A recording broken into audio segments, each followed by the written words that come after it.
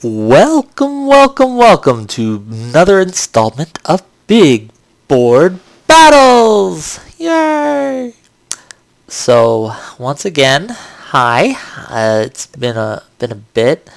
My co battle report aficionado is gone still in Louisiana, helping his family out.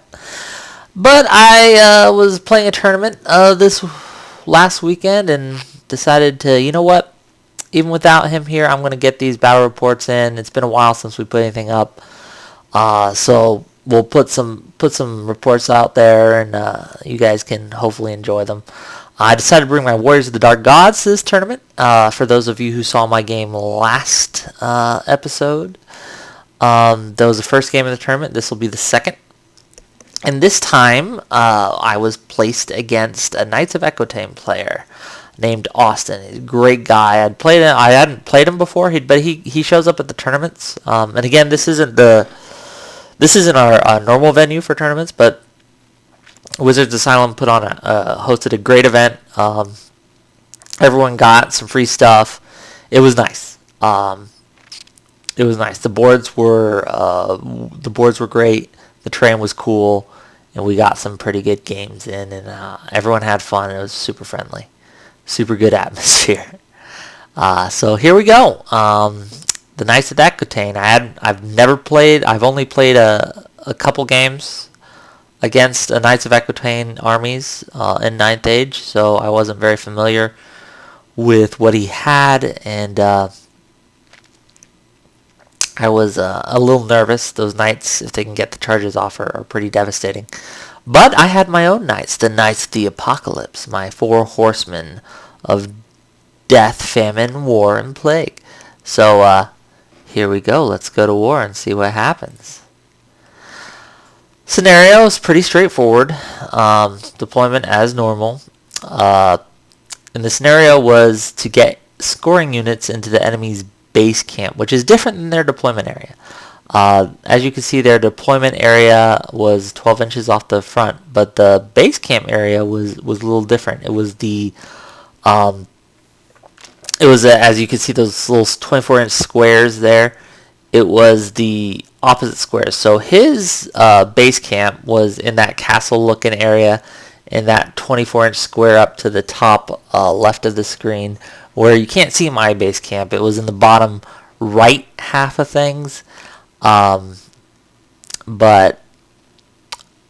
during deployment, it became clear that he was going for a strategy of simply preventing me from getting any units into his base camp. Because if you didn't have any scoring units in your base camp at the end of the game, you got an additional couple bonus points for doing that. And so he was going for, instead of trying to get a scoring unit into my camp, he was trying to stop me from getting one into his, and from keeping one, I should say, into his at the end of the game.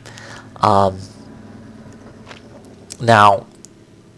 this kind of funnels him in, I think, a little too much, but who am I to stop him from making mistakes like that? So, for those of you who aren't familiar with my army, here's what I got. I got a Manticore Lord of Chaos. I have 2 groups of Hell Riders, and I put them both on the opposite ends of the spectrum to get those trebuchets he has back there. I have 2 Wasteland Giants, and again, they're kind of opposite ends of the spectrum here. Just stubborn chaff.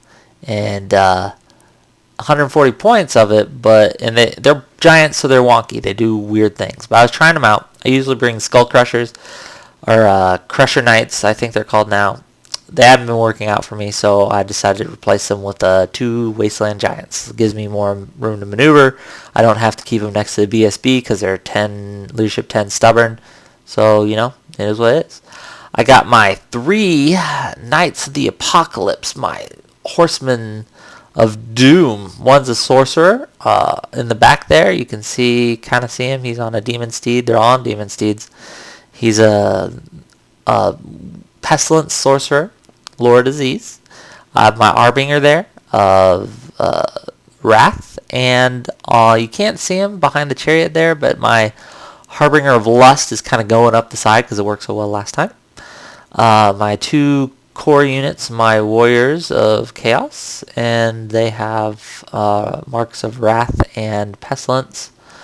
The ones with Pestilence have great weapons. The ones with Wrath have paired weapon.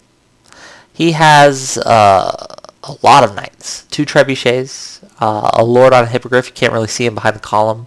He has a Grail Knights again behind that column. You can't really see there.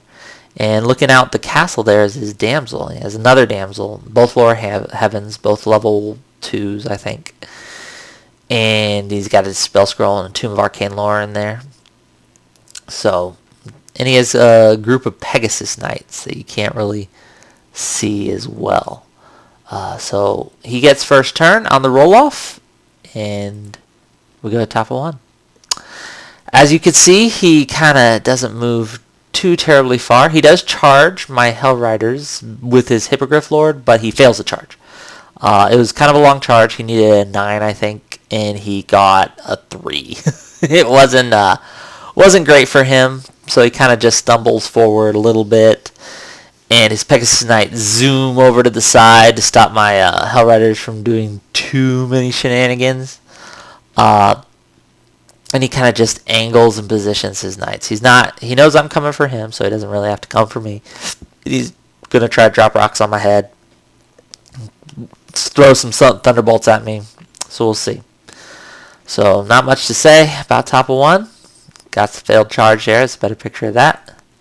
And he gets a spell off on my Manticore Lord, Blizzard. I think it's just -1 to hit, -1 leadership. I'm not planning on being in combat next couple turns, so I'm like, whatever. And we go to bottom of 1. And it's, as you can see, I have no charges. So I just kind of zoom up the side with my 1 group of Hell Riders, backed up by my Harbinger of Lust there. I zoom up with my Chariot and my Giant, and I get my, I don't want him to charge my Chariot. So this is my thinking here. I'm like, I'll just put my BSB right there, and if he wants to charge him, I'll challenge, and I'll eat whatever he charges with, the champion or whatever, and maybe I'll probably win, because he doesn't have full 3 rank bonus there. He only has 2 ranks, and I think 1 of them. And I think killing his champion would negate that rank bonus. So he'd only have a rank bonus of 1, and the charge standards would cancel out because I have a BSB.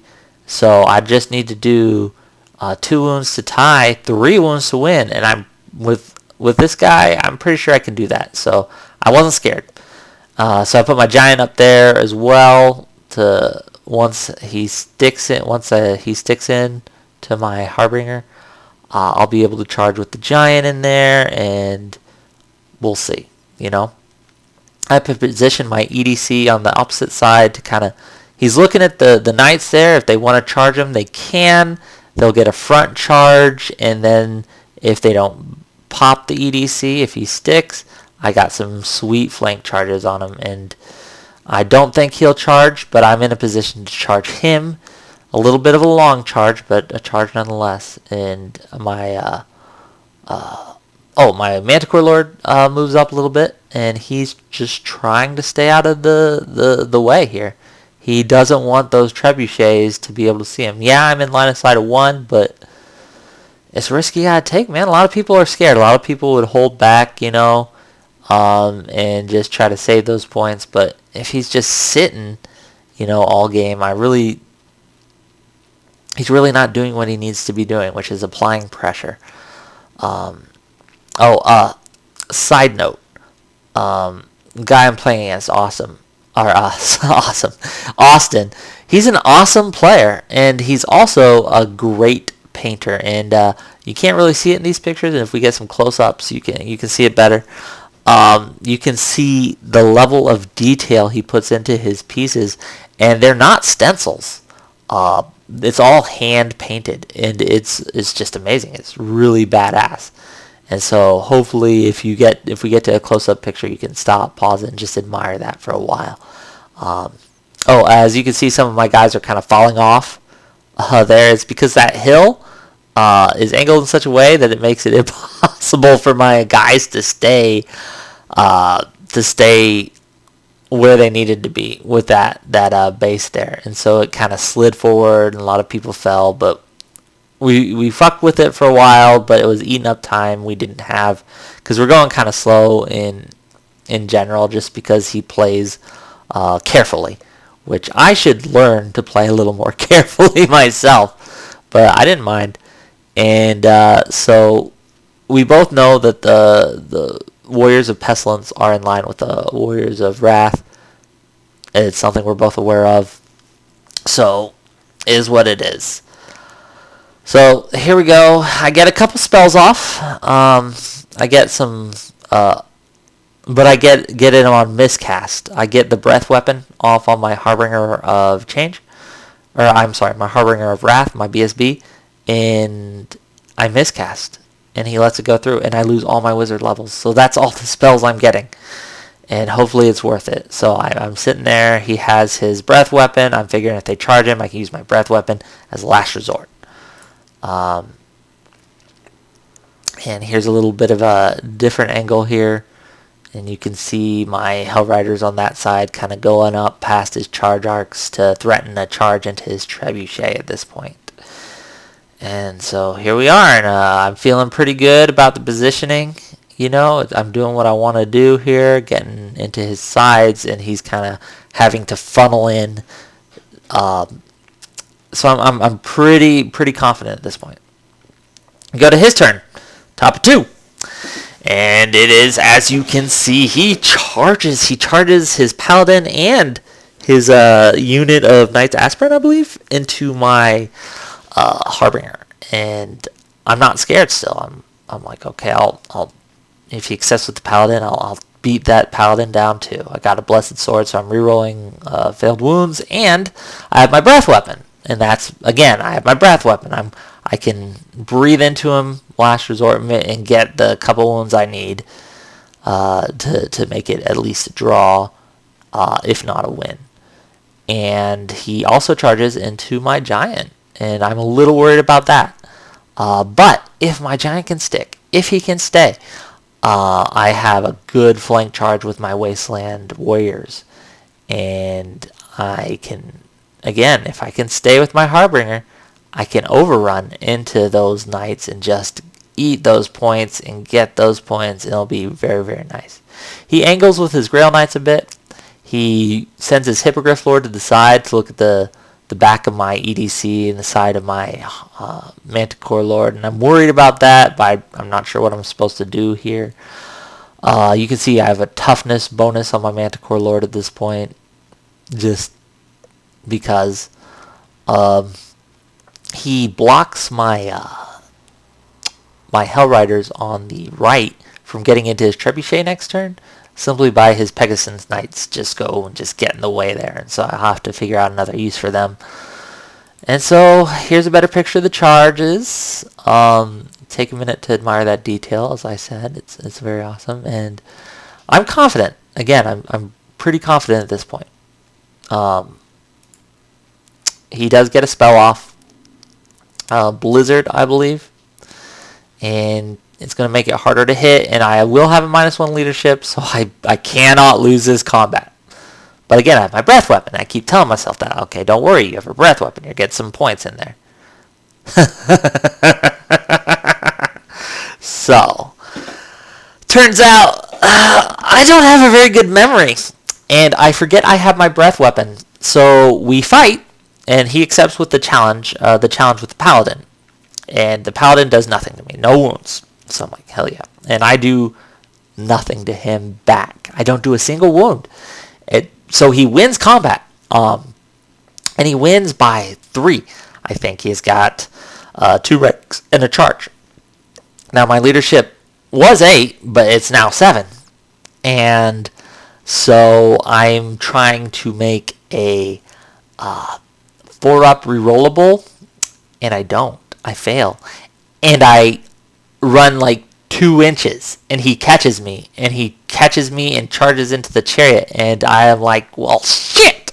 Second game in a row where my battle standard bearer has just gotten destroyed. So, ouch. My giant does a lot better. He takes a wound, but then he does his swing attack and just crushes the enemy unit. Now they don't flee, and so I charge in with my Wasteland Warriors there, and again, sorry, the pictures are poor. I'll do better. We were rushing with time because again he was playing very carefully, which I don't blame the guy, and I would forget some, and I'll do better. I'll do better. I promise. No excuses, So anyway, my Harbingers, not my Harbingers, my Warriors of Chaos just get in there, and you can't see it because his hand's in the way, but my Harbinger of Lust and the Hell Riders get into the Trebuchet up there and just crush it. Again, I have no magic phase, and shooting phase does nothing. And so my Warriors, with their great weapons, and the Giant just eat the Knight. The Giant, nothing takes a wound, I think I lose one of my Warriors of Chaos, but other than that, I crush him, and I was going to overrun into the Chariot before we did that combat, but the way things were positioned, my Giant was in my own way, and I could not, and Pursuit comes, or Overrun, I should say, which is a special type of Pursuit, comes before Reform, so I couldn't just reform the Giant to the side there. But I'm like, shit. So I reform my Giant as much as I can, so if he does overrun with his unit, I can at least, he'll hit it, and he'll stop there, and hopefully my Giant can hold them up again so my Warriors can just get to the side there and eat them. That's the goal. I just need him to stick. I just need him to stay. And like Leadership 10, stubborn, I can do it. I'm confident. That's what'll happen. And again, I'm sorry for the mislabeled pictures, or the missing pictures. I forgot to mention I charged in with my EDC and my Manticore Lord into his Knights over on the right side of the board, and I make them both, and I do very well. He's steadfast and he sticks, so there he is. I also got my Harbingers, or not my Harbingers, my Hell Riders, because they couldn't charge the Trebuchet. The Pegasus Knights were currently in the way. I sent them in and kind of blocked off the Grail Knights angle, so they couldn't wheel past them to get into the side of my Manticore Lord. So he's just he has to charge the Hell Riders, and he does, and so there is that. And my Giants, again, my Chariot dies as expected, and it's top of 3. As you can see, he moves his Manticore or Hippogriff Lord and to the back to look at the back of all my stuff there. I'm kind of worried about that. As you can see in the top left there, my Harbinger had reformed of Lust, and he's going to try to see what he can do there. Maybe go into those Pegasus Knights, which you can't see him behind the castle, but they're kind of just blocking my lane of attack into the sides there. So we'll see what happens here. Okay, combat. Now, it goes very well for me over here. My EDC and my Manticore Lord. My Manticore Lord challenges, he accepts with the champion, and I just crush the champion. Get the full 4. And then the EDC is right in contact with his BSB, and my EDC is like, you know what? You're going to die. And he directs all 6 of his attacks into BSB. I get the 2 wounds I need and crush him. I win the combat. He's steadfast. He sticks again. But I'm feeling very good with how that's going. My Hell Riders don't fare so well, and he overruns into my Giant. Okay. is what it is. And I'm hoping my giant can stick, and I can. In retrospect, I should have backed up my warriors more so I could get the wheel in. I can't get the wheel in. I don't realize it at this point, though. Is what it is. Now on the other side of the board, so he attacks into my giant, and he only gets a few attacks because of the ankles, and he whiffs. He does 1 wound, but that's it. And so I'm like, hell yes. What does my giant do? And he jumps up and down. Now jumps up and down, you have to take a dangerous terrain test. The monsters take 4. So he has 4 wounds left. I'm like, man, I got this. I'm not scared at all. I'm just rolling this like easy peasy. I'm like, maybe I'll take 1 or 2 wounds, but he'll stick, he'll stay. I'll get inside, I'll get those points. It's a happy day. I'm feeling good. Nope.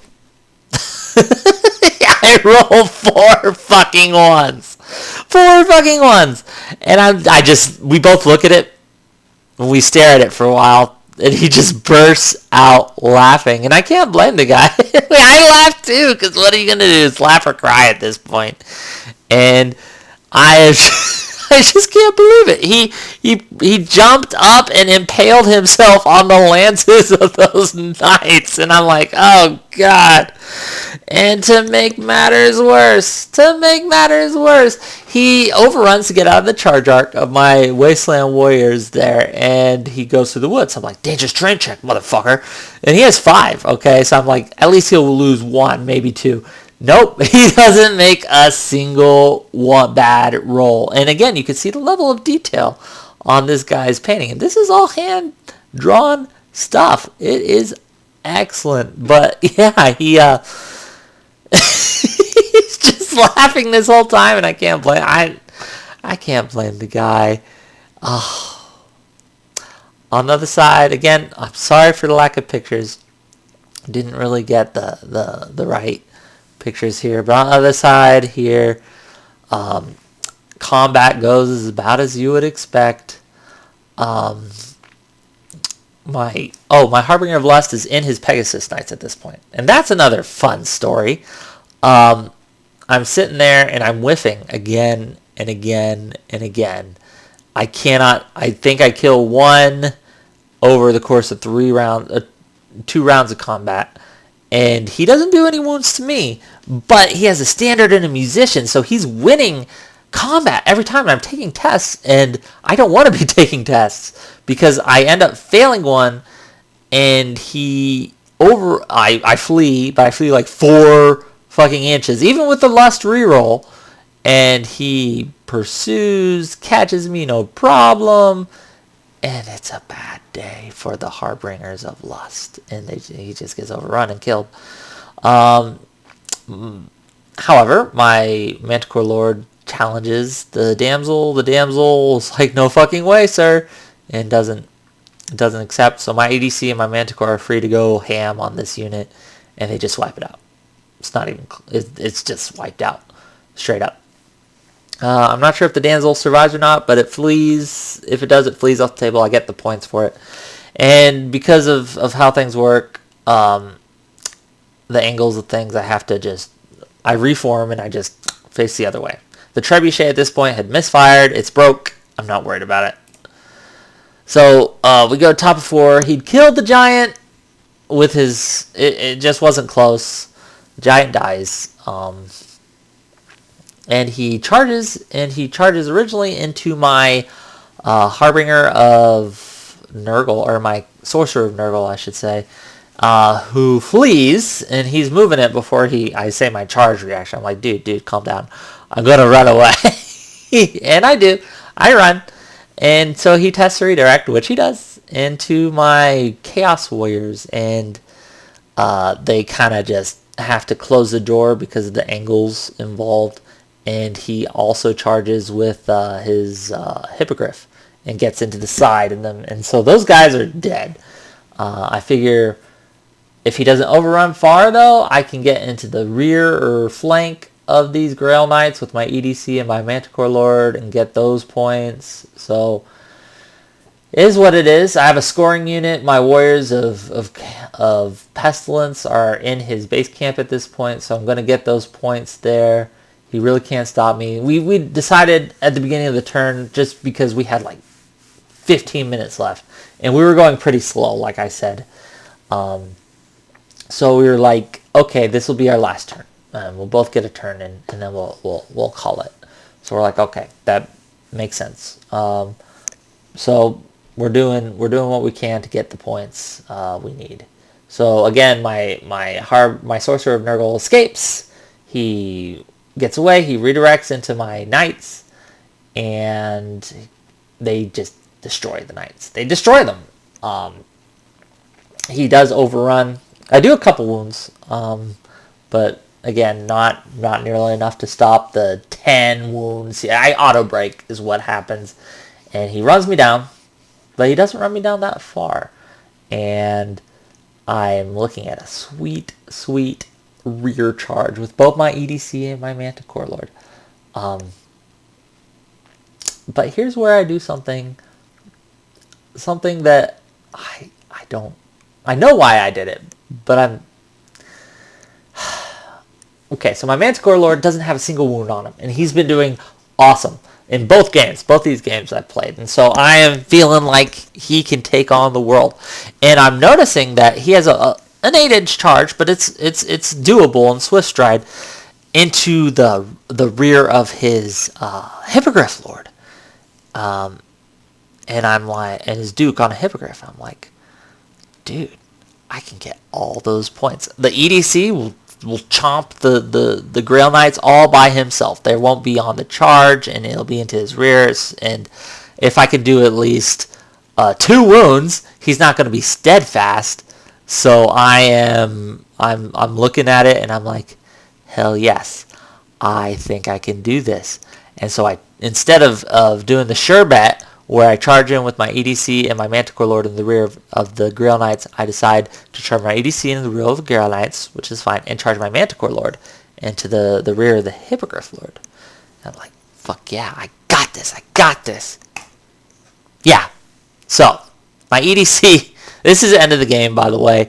I move up into my scoring light. My Nurgle guy rallies. My Hell Riders are running somewhere. They won't get killed. The EDC does well. The EDC does enough wounds, makes it flee. It's now below 25%. I think I get the full points for the Grail Knights, so I'm happy with that. I don't catch the Grail Knights, but again, they're down to like 2 models, I think. And I'm like, okay, so we go to the Manticore Lord combat, and it's respectful. I do 2 wounds, and then his Lord attacks, and he lethal strikes me. Now, he has a weapon or something, and again, I should have asked what he had before I charged in. It's entirely my fault. But if he does a lethal strike, he does multiple wounds ordnance. And he rolls a 6, so that's a D3 plus 2, so that's 5 wounds. No regen saves, no armor saves.